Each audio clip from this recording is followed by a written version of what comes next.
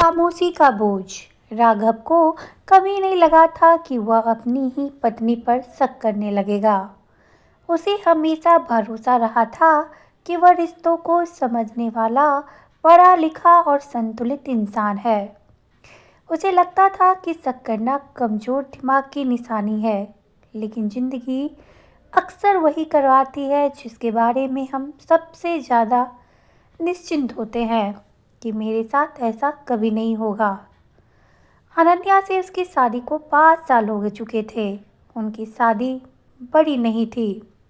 अनन्या की माँ का देहांत शादी के ठीक 1 साल पहले हो गया था और उसके पिता उस सदमे से पूरी तरह टूट चुके थे। डॉक्टरों ने साफ मना किया था कि वे यात्रा नहीं कर सकते। इसी वजह से शादी शहर से बाहर बहुत सीमित लोगों में एक मंदिर में हुई थी। अनन्या के पिता ना शादी में आए थे, ना किसी रस्म में, ना ही किसी तस्वीर में। उस वक्त राघव ने इन बात को ज़्यादा तुल नहीं दिया। उसे लगा परिस्थितियां हैं, हालात है। उसने कभी जिद नहीं की, कभी जानने की कोशिश नहीं की। शादी के बाद भी अनन्या के पिता से उसकी कोई मुलाकात नहीं हुई। इसका एक और कारण था जिसे राघव अच्छी तरह जानता था, पर उस पर बात करना उसने हमेशा टाल दिया। उसके पिता और अनन्या के पिता के बीच 20 साल पुराना बिजनेस विवाद था। उस विवाद में अनन्या के पिता ने सब कुछ खो दिया था और राघव के पिता ने कभी उसे अपनी गलती नहीं मानी। घर में अक्सर यह बात तंज के रूप में उछाली जाती थी। कुछ लोग रिश्तों के लायक नहीं होते। अनन्या हर बार यह सुनकर चुप रह जाती थी। राघव ने उस चुप्पी को कभी पढ़ने की कोशिश ही नहीं की थी। शुरुआती सालों में सब ठीक ठाक रहा था। अनन्या समय पर घर आती, राघव का ध्यान भी रखती, घर को घर बनाए रखती। वो बहुत ज़्यादा बोलने वाली औरत नहीं थी, लेकिन उसकी मौजूदगी से घर में एक ठहराव रहता था। राघव को यही तो अच्छा लगता था। उसे लगता था कि कम बोलने वाली पत्नी का कम झंझट वाले होती है। फिर वह धीरे धीरे बदलने लगा। अनन्या देर से घर आने लगी। पहले 6 बजे, फिर 7 बजे, कभी 8 बजे, कभी कभी 7:30 बजे। राघव ने 1-2 बार यूं ही पूछ लिया। जवाब हमेशा छोटा होता। काम बढ़ गया था या थोड़ा बाहर रुकना पड़ा। पहले यह जवाब संभालने लगे, फिर एक जैसे लगने लगे और फिर खटकने लगे। एक दिन राघव ने देखा कि अनन्या फोन पर किसी से बात कर रही थी। उसे देखते ही उसने कॉल काट दी। कौन था? राघव ने सामान्य लहजे में पूछा। बस एक जरूरी बात थी, अनन्या ने कहा। उस बस में राघव को बहुत कुछ छुपा हुआ लगा। उसी रात वह देर तक सो नहीं पाया। उसके दिमाग में सवाल घूमते रहे। अगर बात जरूरी थी तो ना बताने में क्या हर्ज था। धीरे धीरे वह अनन्या को गौर से देखने लगा। उसके कपड़े, उसका तैयार होना, उसका कभी कभी बिना वजह चुप हो जाना।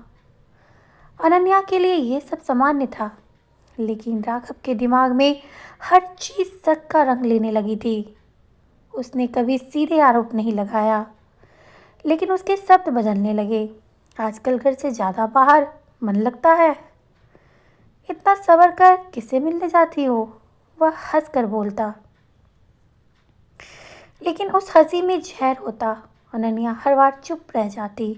उसकी चुप्पी राघव को और चिड़चिड़ा बनाती। उसे लगता अगर वह निर्दोष होती तो जवाब देती, सफाई देती, मुझसे लड़ती। चुप रहना उसे गुनाह जैसे लगने लगा। राघव ने कभी हाथ नहीं उठाया, कभी ऊंची आवाज में गाली नहीं दी, लेकिन उसके सवाल से, तानों से और खामोशी से उसे प्रताड़ित करना शुरू कर दिया। वह देर से घर आता, बिना बताए प्लान बदल देता, जैसे वह जानना चाहता हो कि उसे भी फर्क नहीं पड़ता। एक शाम उसने गली के मोड़ पर एक बुजुर्ग को देखा। उम्र 55-60 के बीच होगी।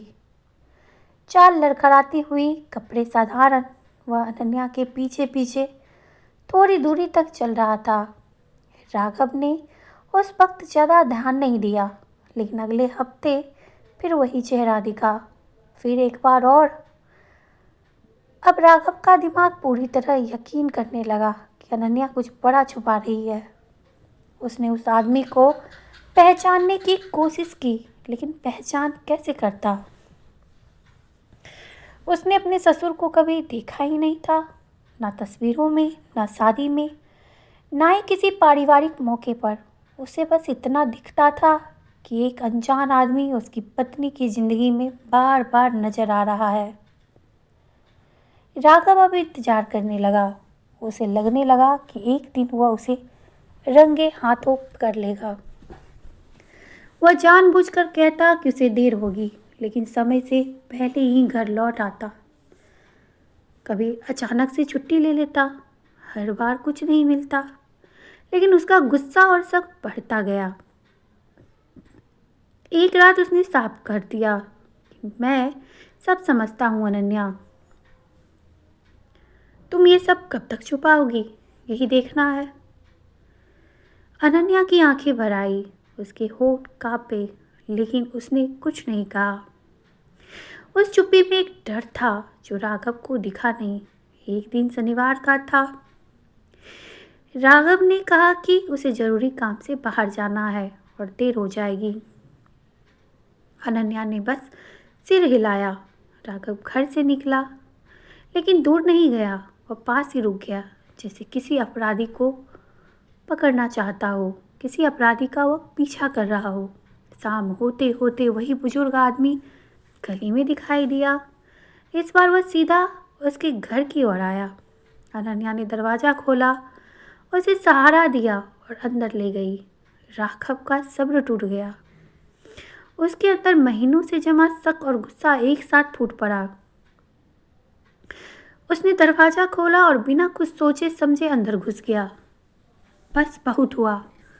उसकी आवाज़ कांप रही थी। कमरे में कोई आपत्तिजनक दृश्य नहीं था, कोई नज़दीकी नहीं थी, कोई अपराध नहीं था। एक व्हीलचेयर रखी थी और उस पर बैठा एक बूढ़ा आदमी जिसकी आंखों में डर और शर्म थी।